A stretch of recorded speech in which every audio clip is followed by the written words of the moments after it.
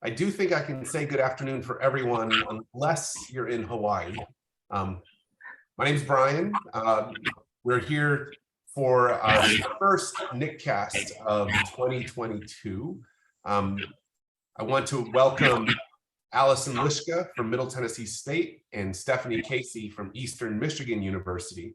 They're going to tell us where this long-term project they've been working on, the Modules project, stands as of today, and provide some conversation, opportunity for conversation about supporting implementation of these mathematics curriculum within your teacher preparation program.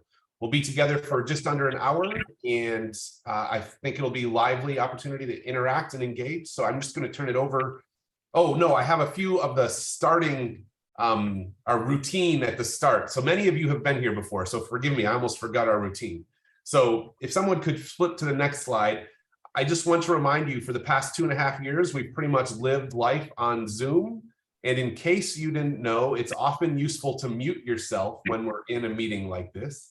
But of course, we have a small group. You can unmute to raise a question, or use the chat to raise a question.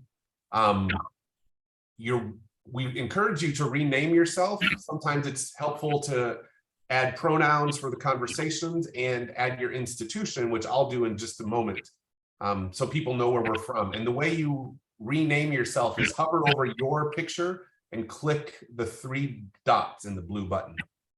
While we're in the whole group, you're welcome to turn off your camera.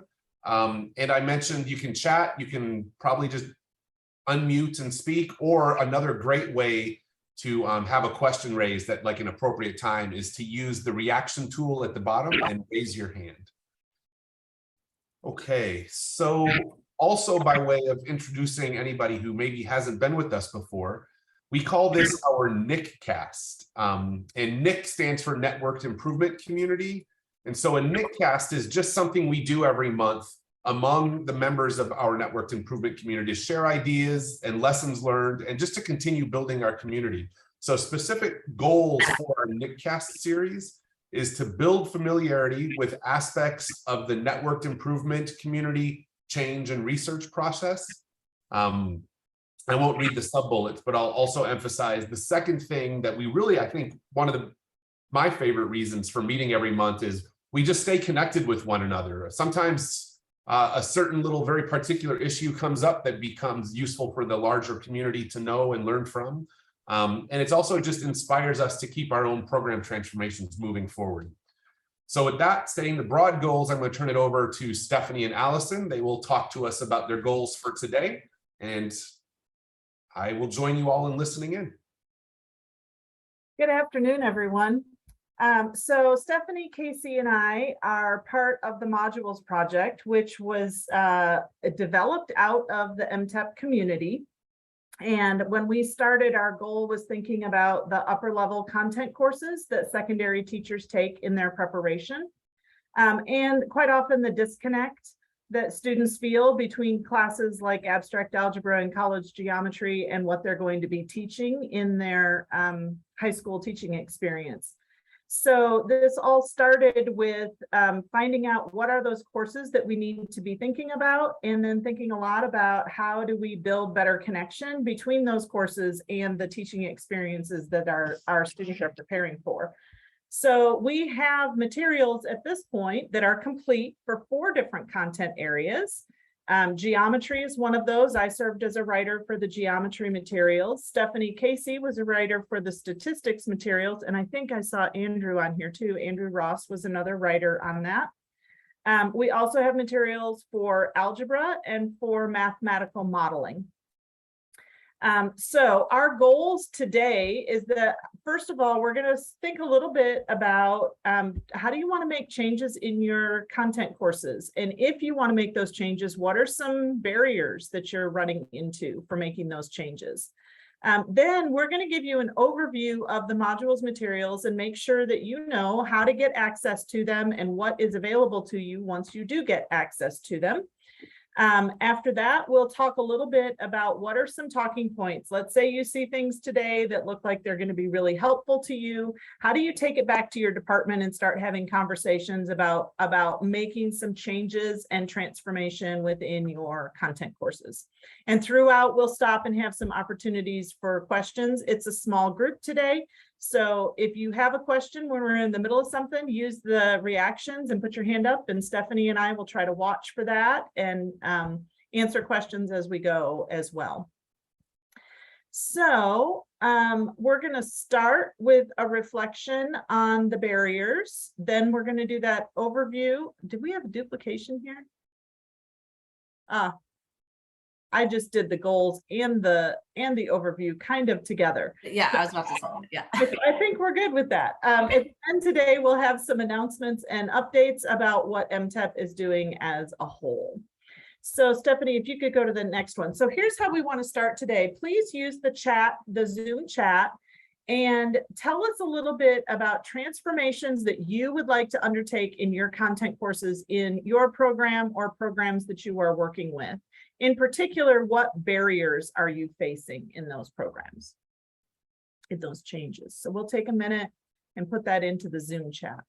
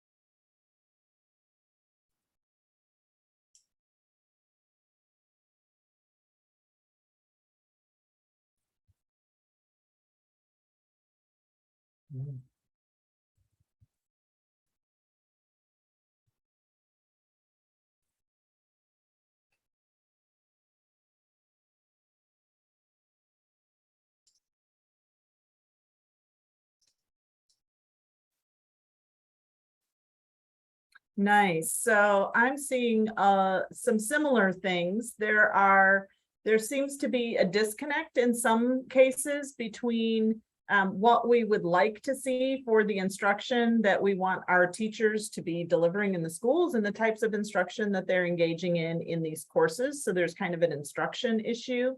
Numbers is another thing that I see. Low enrollment, the small number of majors. I'll speak just very briefly about that before we go into the next part. The way we've kind of approached that in modules is that the practice of teaching is a relevant context to learn about and talk about mathematics. And so like when I teach the college geometry course, I have lots of students who are not math ed majors in that course. And so we engage them in thinking about the content in the context of teaching because they're still thinking very deeply about the mathematical content that we're involving them in. And that is a helpful thing when thinking about how do we get mathematicians to view what we're doing as rigorous work, rigorous courses. But we'll say more about that as we go through the tour. This is helpful to us to help us know kind of what are some of the talking points that we want to come back to. So I'm going to turn it over to Stephanie Casey, and she is going to take you on a tour of what is available. Thanks, Allison. So first, I want to make sure everybody knows about our website. So I will, in the chat, put the URL that we have for our website. This is the entry point into all of our, all things about our project. So I'm going to exit out of our slides and take you there. So this is the modules website. We've got all kinds of great information here, including something that could be useful for promoting the materials to your colleagues or department. This video right here is a promotional video that we put together about our material. So that's a really nice way to let others know about the work of the project and what we're all about. So as you can see across the top, you can find out more about who's involved in our project by going to our team. Research and practice links you to a lot of our different presentations and publications. Allison talked about the 4 content areas. So each of these pages gives you a little bit of information about those, and you can get access to a sample lesson from our materials there. And the primary part of our site I want to point you to is the one that's called Use Modules. So if you click on the Use Modules, you will get to a subpage that has a Google form embedded in it that you can complete to get free access to our materials. So our materials are freely available, but we do have this process that we like folks to go through in order to get access to them so that we can make sure that we are keeping access to the instructor materials to true instructors. So after you complete this form, there's a short process that is done on our side to make sure that the person asking for access is an instructor. And then once that is verified, you will receive enrollment information for an open Canvas site that we use to support our modules materials. And we have different sites for each of the content areas. So what I'm going to do is just show you one of the content areas module page, but again, they all have the same template. They look the same. So this is what it looks like when you get into the Open Canvas site. We have a welcome landing page that gets you here. And then I'm going to go ahead and go to the modules view to talk you through how we've set this up. So throughout the modules project, we've been able to have in-person or synchronous via Zoom professional development for those using the modules materials. And so as our project's funding was coming to an end, we decided to transition all the great things we've learned about developing instructors to use the modules materials into this online open Canvas platform. So we really think this is a great way to support those who are interested in using the materials. And I'm going to give you just a brief overview of what all we've got in here. So it's a little confusing because Canvas calls their groupings of units modules. So we have modules about the modules project in the Open Canvas site. So the first one is just an introduction, again, giving you a broad overview of what this project is about and the type of materials we have, as well as the pedagogical approach of the materials. I do want to say a little bit about that because Allison didn't say too much about it initially. And it comes up in something that was mentioned in the chat about, you know, one barrier to folks that people are finding with their content courses is that the professors are using direct instruction. And that is not what the modeling of instruction we're looking for when people teach with the modules materials. And so we have a lot of resources in here to help people prioritize these 2 teaching practices. Practice 1 is learning about student understanding using their explanations, justifications, and representations. So basing your teaching around what students understand. And also running your class based around generating questions and discussions that promote students exploring conjectures and justification on their own. So as we design these materials, that has been at the forefront. These materials are designed to be taught through such teaching practices, as well as developing content knowledge in equitable ways. And we have a focus on that as well. The next module in Canvas is called Learn About the Blank Modules Materials, blank filled in with whatever the content area is. So we happen to be looking at the statistics one. So it starts with an overview of the materials. Every single content area has 3 modules that they have written, and each module has a title and a key concept shared on this page in Canvas. You also get a little bit of information about timing and how long each of these last. And then the next page, and every content area's Open Canvas site, gets you a link to the Google Drive folder where you can actually download the materials.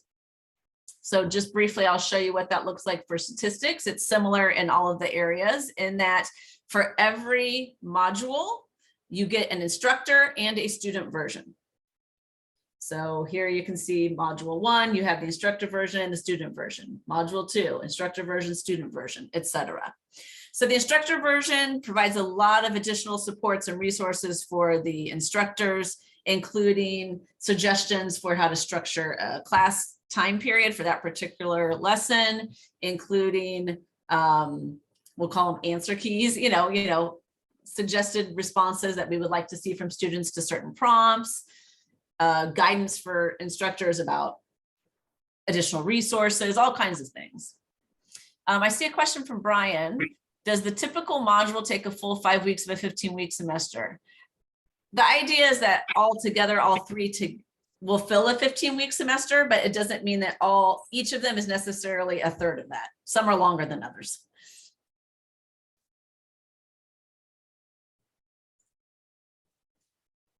All right, so.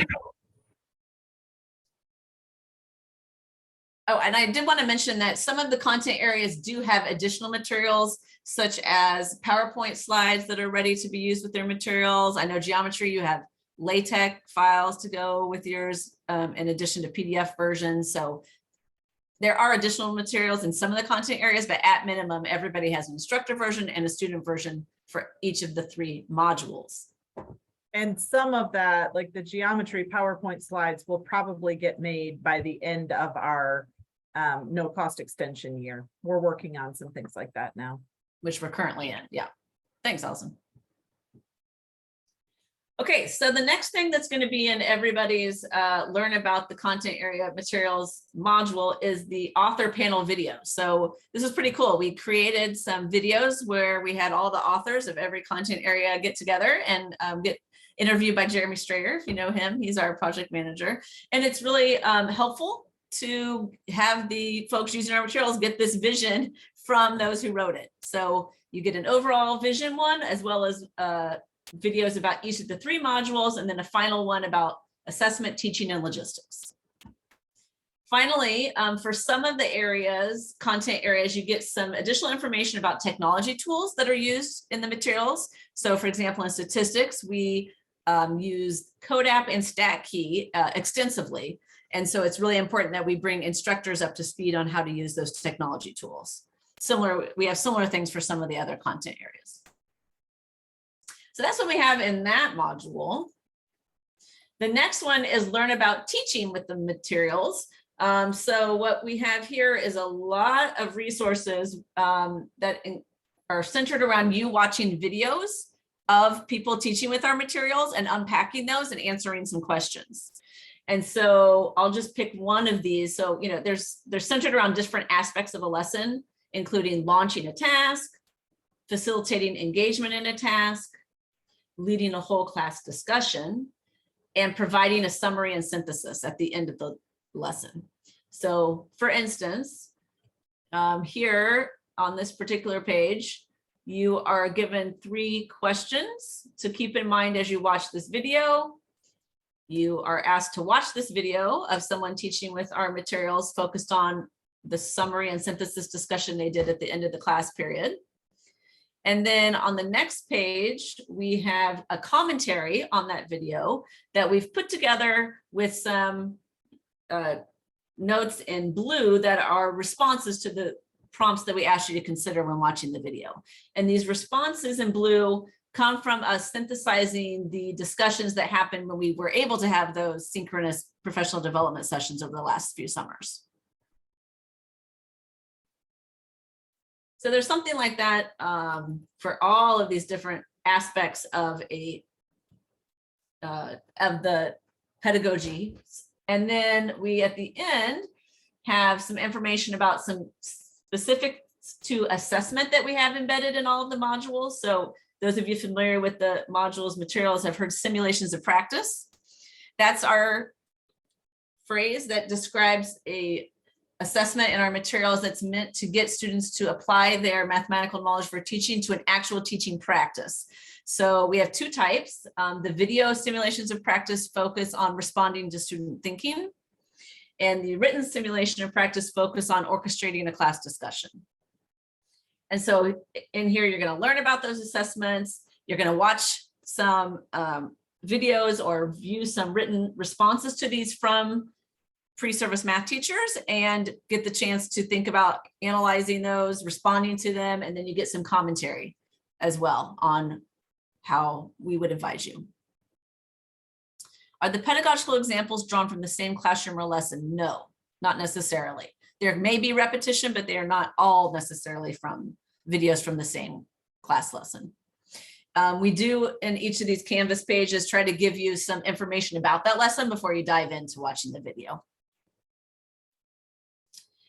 Finally, as I mentioned earlier in discussing our pedagogical approach in the modeling in the modules materials, we do focus on the equitable teaching practices. And so we do have some resources here that get you thinking as an instructor about how to actually utilize those when you're implementing the modules materials. Finally, we have a module called Connect and Discuss with the Modules Community. So we are trying to make this a community as best we can using this Canvas site to help bring people together. So we have a community directory that's in a Google Sheet where you can find out who else is using these materials. Who can I contact if I, is there somebody in my neck of the woods I know that might want, might be a good person to talk to or whatever. We also have created a materials and shared resources aspect where you can offer to share things that you make when you're teaching with these materials. Maybe you write a different assessment artifact that you want to share with everybody. So we have ways to share that and for you to get those shared resources. That's something that people really appreciated as we did the professional development for the users over the last few years. And so we're trying to use this as a way to carry that over to pass the time of the grant. And then finally, we have this area here for you to have discussions within this Canvas site about whatever you might need to discuss with each other.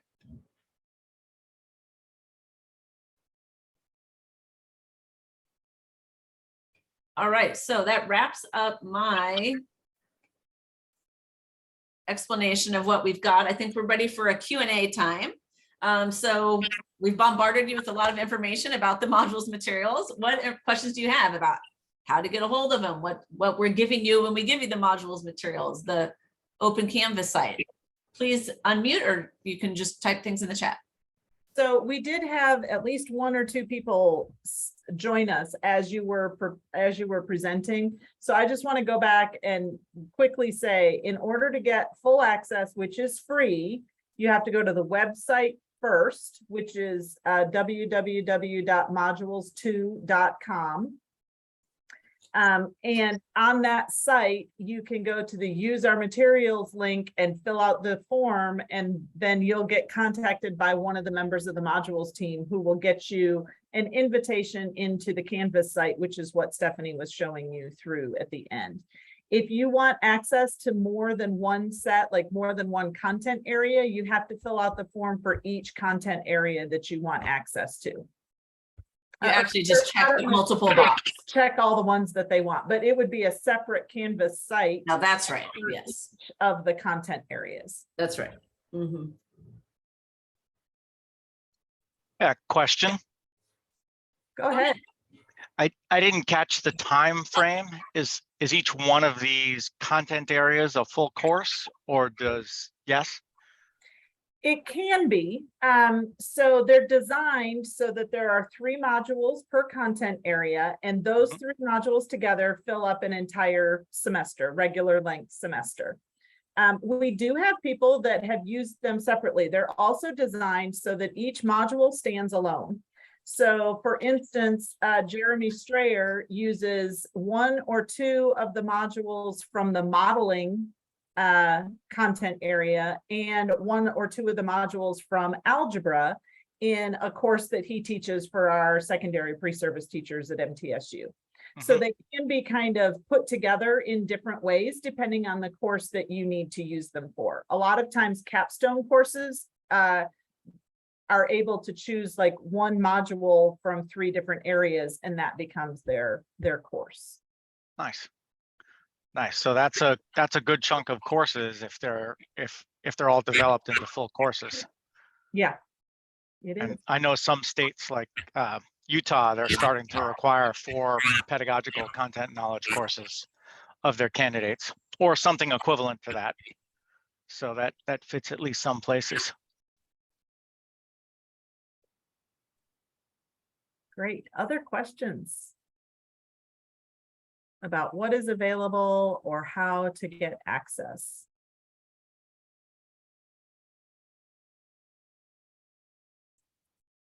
I know Gary was asking how much the communities have developed. We have just opened them, but we have a significant number of people who are already part of the communities on each of the content area sites.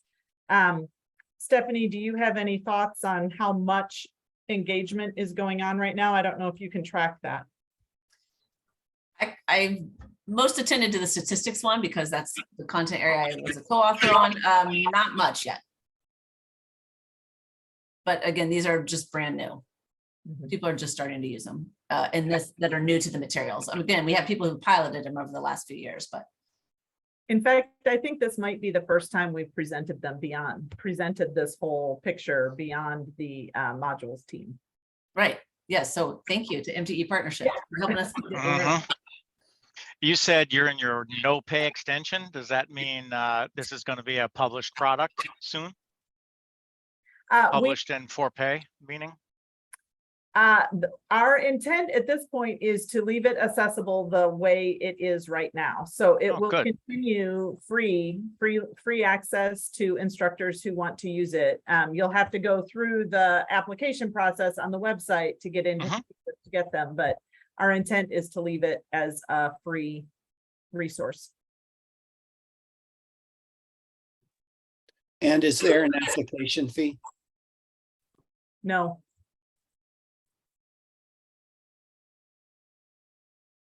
Brian. It pains me slightly to be asking this question, but I know it's one my colleagues ask because it's just how we're used to thinking. When I look at the modules, I think it's the overview document. It gives me key concepts, and it looks like each broad content area has 3 to 5 key concepts at most, which is lovely. I like that. I wonder though, do you have like a longer list of content somewhere that's like quickly able to look at? So like if my colleague's interested in the geometry module and they see the 5 key concepts, they might ask, well, do they do, I don't know, something or other. Do you have a list like that?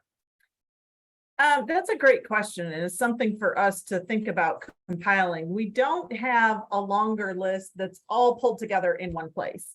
But once they have access to the modules materials, the beginning of each module does have an overview of the content that's going to be in each of those modules.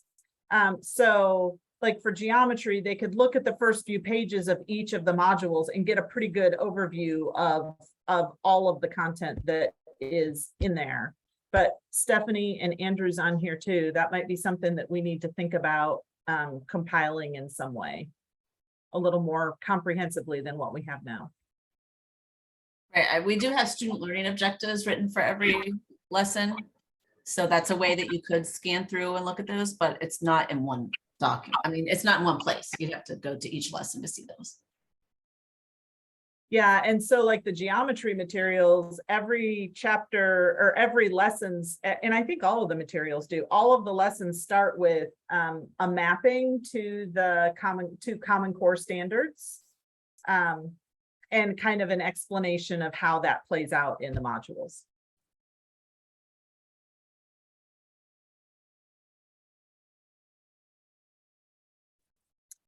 Gary's asking if we're tracking who is using the materials. We are tracking who has asked for access to the materials. So we have emails of all of those people who have asked for access to them.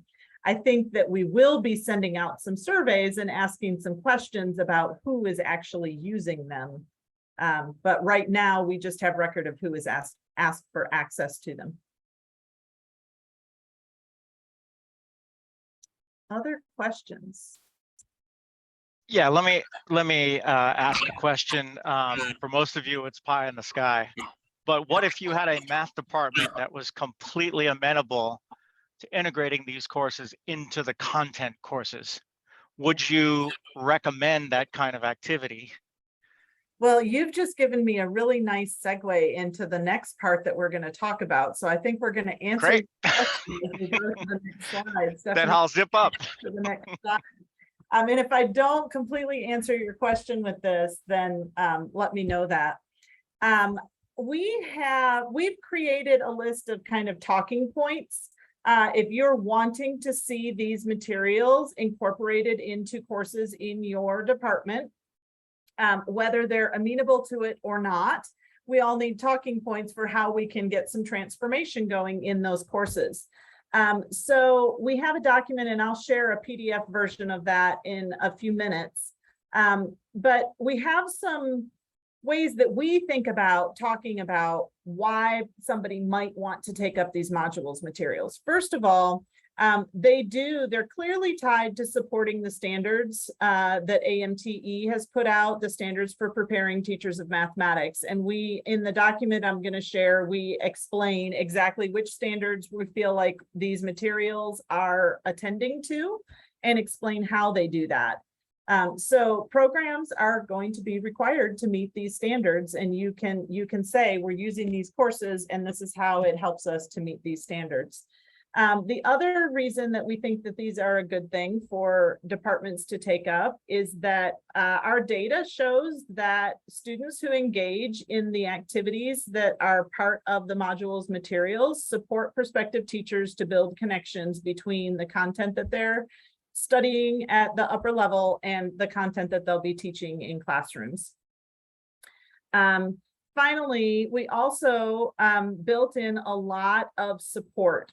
Sometimes when we're asking faculty to take up materials like this, it feels very far away from the way they are used to teaching the course that they're engaging in. In fact, one of the points that was brought up in the earlier Zoom chat was that the abstract algebra course is just not taught at all in a way that is learner-centered. And that becomes kind of a disconnect for the students. So that is why we've built in every lesson, you will see a description of not just what is the task, but how should it be enacted, or what are some ways that it can be enacted. In the geometry materials, we suggest different ways to group students, ways to support learners that are struggling, all different supports throughout. Our piloters who have been working with these materials, we've been having piloters teaching with these materials for the last 4 years, or is it 5 years now? 5 years. Their response is that the materials are easy to use and include the supports that they need to be able to make some changes in their material, in their teaching. The flexibility of implementation, we don't have the thought that instructors are going to use these materials exactly word for word the way we have written them to be implemented. The instructional guides are there to help instructors that are wanting to think about different ways to teach in their classes. Stephanie, if you can go to the next slide. We also have, this goes back to our first point about, or our second point about how we're supporting prospective teachers. These are comments, one from a student that engaged with the geometry materials and one from a student that engaged with the statistics materials. I'm going to give you a minute just to read those.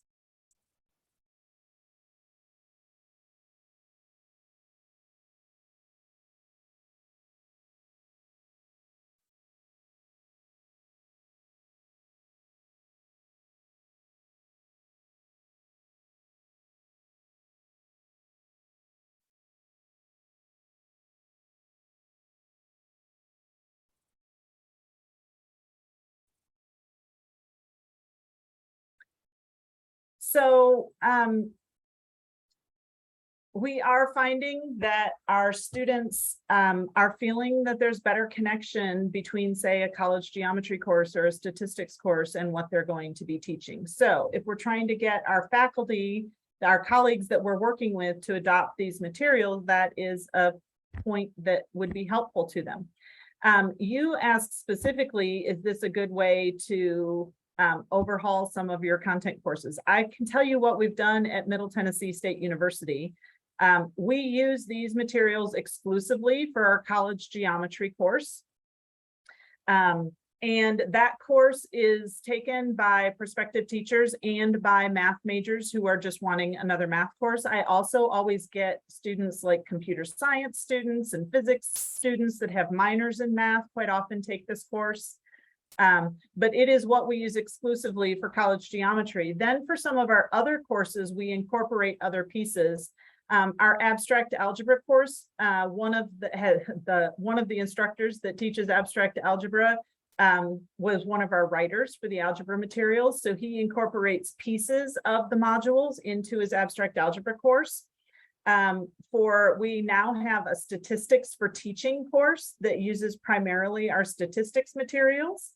And then we are a UTeach replicate. So for our functions and modeling course, we completely rewrote the functions and modeling course. And that's the one that Jeremy Strayer often teaches. And he uses materials from both modeling and algebra in that course.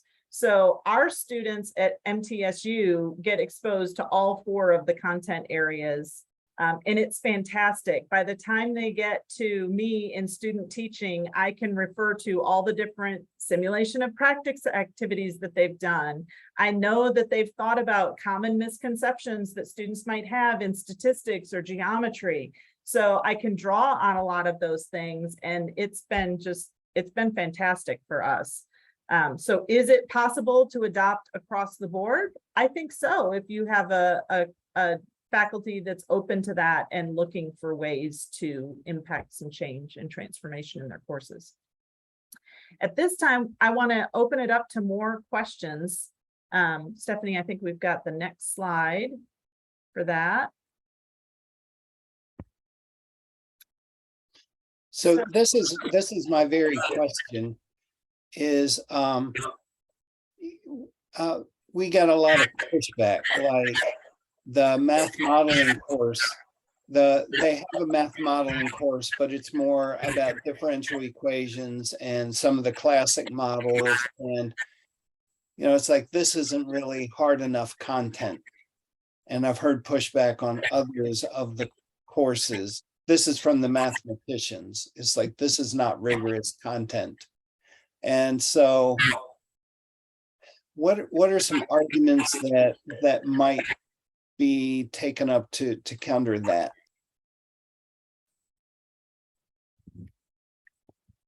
Tell me one more time, Gary. Sorry, I was trying to get that link shared. So the argument is that it's not rigorous enough. Right. This is just like redoing high school. The modeling doesn't have all this advanced partial differential equation model, and it's just not, there's no calculus in the statistics, and this isn't real math major math. Yeah. I'll let Stephanie speak to statistics in a moment, but I can speak a little bit about modeling and geometry. For the modeling course, it's written in a pretty open way, so that if instructors want to push towards particular types of models, including differential equations and things like that, there's space in the materials for them to do that. And I believe that the materials offer some of those as options.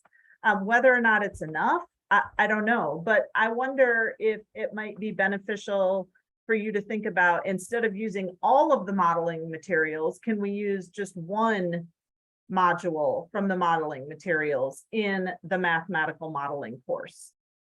Sometimes getting just one module in is a foot in the door to get that started. For college geometry, I would say we begin with non-Euclidean geometry and kind of pull the carpet out from underneath students who think that Euclidean geometry is the only thing that there is, and challenge the way that they think about what geometry is in the first module. Then we move into transformational geometry, which is again a switch, because most of them learned about transformations from a Euclidean approach. And so we kind of turn things around for them, which is what's in the Common Core. So that's why we did that. So And in the geometry course, there is proof. And again, we've had some instructors who have wanted more proof, but there are places where they have been able to incorporate more proofs than what we had written into the materials. There are other instructors who wanted fewer, and so they found ways to adapt. So I would encourage faculty to consider using a module. And I would also tell them it's okay if you don't use it exactly as it is. Like if there's a really nice modeling problem that you can extend into the mathematics that you're wanting to get to, then go there with it. But then also include some of those, some of the things that tie to secondary teaching, like the simulations of practice. Stephanie, did you have other things to add there? I don't want to go on this too long, but you know, I think this idea that what is rigor and how is that, you know, defined? The idea that your stats class needs to be calculus based to be rigorous. I mean, what we're doing in our materials, for example, the second one is all about statistical inference, and we're developing fundamental understanding of the deep processes that are involved in statistical inference, and including simulation based and formula based. And I think, you know, we've had piloters who are college instructors say now they understand the logic and reasoning behind the processes after working through our materials. So we're going deep, you know, this way into understanding these processes. And that's the approach that we think matches what teachers need and what everybody, you know, that's more important to me than whether they use calculus to find area under the normal curve or not. I think the other thing to emphasize too is that we're trying to reflect the direction that modern statistics is going, which is in the data science direction. And there's a really big push for more data science in K-12 education right now. And so we're, you know, trying to align ourselves with that, which is the direction that education is going. So we've got more of a data science angle on our materials.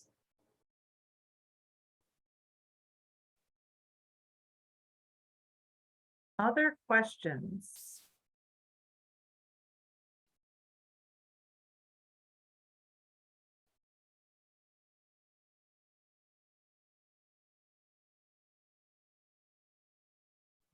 I have a question about the future. I know that it has been an incredible amount of work to get to this point where you have all these courses and modules and everything available. Do you have a process, you know, like, let's say I managed to convince somebody at my institution who's not a Vaughn to adopt some of these materials and use them. You know, as they use them, if they come up with a great idea of some way that they adapted it for something there, like, is there a way to share that with the community that then, you know, feeds into future iterations? Yeah, so that last part of every open Canvas page for every content area is meant for exactly that. So there's a discussion in that open Canvas page, which can be a way that that information is shared. We also have Dropbox folders where people can put actual artifacts of this work and share with one another. So yeah, we've got that set up, the structure set up through that last module in the open Canvas page.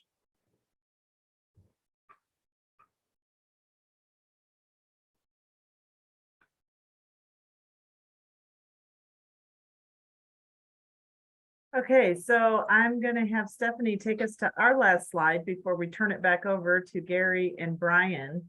I think it's always helpful at the end of a presentation like this to stop and think for just a minute about what does this mean for you in your program. So as you've been listening to the things that we've been saying, as you've been seeing what's available out there, what are you thinking about? Do you need to gather some data? That's where we started at MTSU, is we started looking at where our students were struggling content-wise. We went to our praxis scores and thought about where are our courses not meeting the needs of our students. And that's where our transformation for our courses began. So do you have data that you need to gather? Or are there people that you need to have conversations with? Is there a particular course that you would like to see serving a slightly different purpose in your program? And who normally teaches that course? Or is it even in a different department than yours? How do you need to start having some conversations about that? Take a minute and think about that and add some of your action steps into the chat.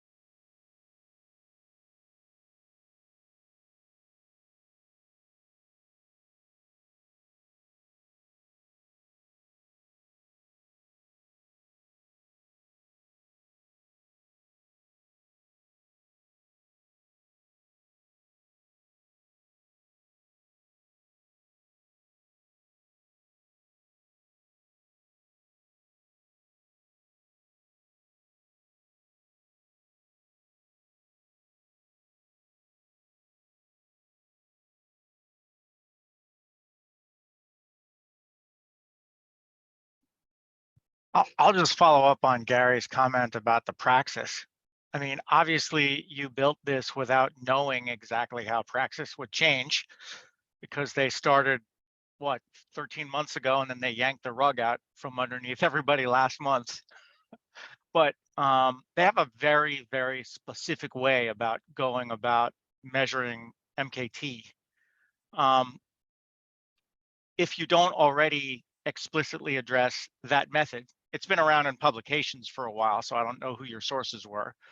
If you don't already address that explicitly, do you think it would be easy or hard to adapt these materials to focus a little more tightly on those kinds of questions?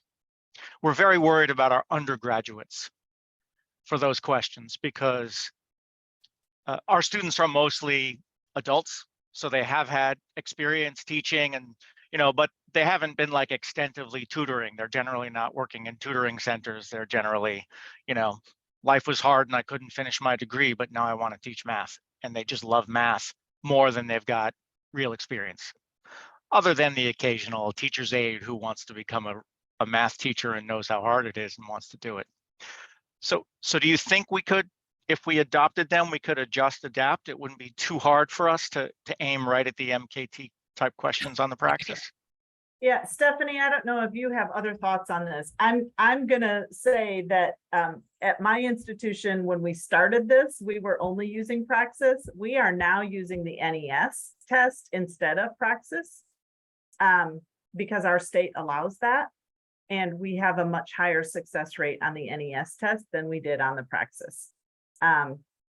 So I don't want to say definitely, absolutely, you can do this, because I've been paying more attention to the NES test than to the praxis test in the last 2 years. But I will say that we thought when we think about MKT, we're thinking about it in a variety of ways within the materials. And so there are a lot of opportunities throughout all of the lessons where we bring in understanding student thinking and bring in examples from K-12 learners into the materials. So I think that there are a lot of opportunities for students, for teachers in these courses to engage with how K-12 learners think about mathematics. And to me, That's perfect. that's part of getting at MKT. So Yep. if you adopt these materials, yes, I absolutely think that you can get to the MKT issues that you need to get to in a variety of ways. We currently use some NCTM publications, not too old, but they're kind of broad. They don't really boil it down to the practicalities. They're still a little bit more philosophical, shall we say. Yeah. So that's kind of this sounds very practical, grounded in practice, very much the kind of thing that we want to expose our undergraduates to, so that they have a sense of it. Like somebody, what I tell them is, look, real teachers have already done all this on the fly, made curricular decisions, thought of an example that would illustrate a student's misunderstanding or reinforce their right? We do it on the fly all the time. You haven't had that opportunity if you haven't taught classes or tutored extensively. So we're trying, right? And then I kind of go, right now I go, so practice on our extra practice examples. Yeah. So I'm looking for something else for people who are very nervous to access. The simulation of practice activities that Stephanie mentioned in the overview, there are 2 of those in every module. One that the teachers respond to in a written response, and one that they respond to by videotaping themselves responding. And those are absolutely getting at student thinking. So we give them sample student responses to a task and ask them, how would you respond to this student? You're walking around the classroom and you see these 2 solutions show up. What do you say to these students? And in one of the other types of simulation of practice, we give them something that's going on in a classroom in geometry. Some of them do this slightly differently, but they get some picture of what's going on in classroom and they're asked, how would you plan the discussion for this? So it is very, those pieces are very practical. Yep. That's really good to hear. Our undergraduates take the praxis when they're not very far into their education major. So they need these sort of concrete examples grounded in, what they want to do or what they have some slight experience in. Thank you so much. Sorry for monopolizing the time. You're fine. Somebody asked about the NES test. Brian did put the link into the chat for it. The state of Tennessee allows secondary math majors to either take Praxis or NES for their content area exam.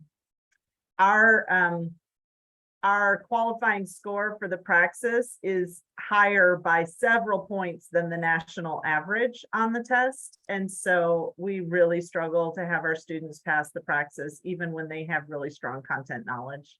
So NES is much friendlier for our students. It's also less expensive.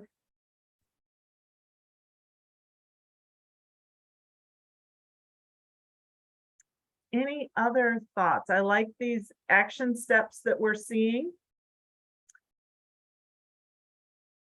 And I think with that, unless there are other questions, I'm going to turn it back over to Brian. So Stephanie, you'll still need to advance the slides for him.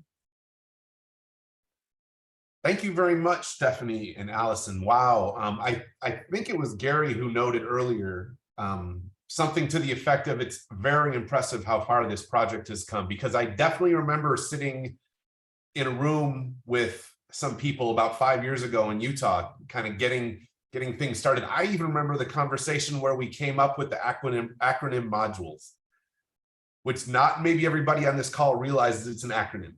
So thank you very much, Stephanie and Allison. Before we move to some announcements, Gary joined us today. Thank you so much, Gary, for being here. But he has some important announcements to share. But before he does that, I want to say this. You will be receiving an email with a link to complete an evaluation survey of this NICCast. Y'all, we all hate getting that email and we all really roll our eyes at doing those surveys, but it'll take you maybe 5 minutes. And it helps us tell the federal government, thank you for letting us spend your money. So please, when you find that email, will you click through and think of Brian? Maybe do it with your morning coffee or your evening beer. Thank you, Peter. I appreciate you committing to doing it. Gary, let me turn it over to you with some announcements. Okay, so next slide, in case you hadn't heard, the project that we have been working on forever has finally been funded. The first proposal went in December 2020. Yes, so we've been at it a while, and we resubmitted in July 2021, and it was over a year, but we did get a positive response. And in the end, that's the important thing. And just noting that this does include funding both to support the MTEP 2.0 network and also to research it, to be able to better understand the work. We are working on an exciting video announcement that will outline the activities and structure of the project. Woohoo, 2019, can it be? It's possible. And then we'll also be following up with team leaders and designated change agents about their role and support in the project. So we're really stoked about this. I think the one thing I'm gonna give a shout out to our team is, even though we were waiting, we never stopped. We kept working the whole time. We had NICCast even when we were just doing it for love. So I'm really proud of our team, and we're now in a good position to launch this, to take it to another level. For example, getting a new logo, please. I'm ready for a new logo and color scheme. Okay, just saying, it's been 10 years, sort of bored with it. Okay, moving on to the next slide, please. And a part of this is we will be hosting a pre-conference to the 2023 AMTE annual conference. This is in conjunction with the Get the Facts Out project. So it's kind of jointly hosted between the two. There will be a keynote from both MTEP and GFO, as well as breakout sessions as well. And the good news is we have funding. So we should be able to provide some level of travel support. Is that okay to say, Wendy? Yes, so register now. It will ask you about that. Of course, we can't pay everyone their full travel expense, but at least help. Okay, and so this will be great. NICCast. Okay, we don't have a next NICCast yet. We're still working on it. We'll be meeting in the coming week or two. But again, thank you to Stephanie and Allison for organizing this one. I really enjoyed it. And what we need is your ideas and input for topics. There's a question on the evaluation where you can give your advice or email one of us. Also note that we are not locking into Wednesday at whatever o'clock it was. That was good for some people and not so good for others. So we're letting it float, and that allows us to both accommodate more participants as well as speakers. So Stephanie, I think, had limited availability at, say, Wednesday at 3 o'clock or whatever. And so we were able to work around the speaker schedules. And last slide is, again, if you're not on Open Canvas, please sign up and please reach out to your coach if you have questions. And now back to the boss.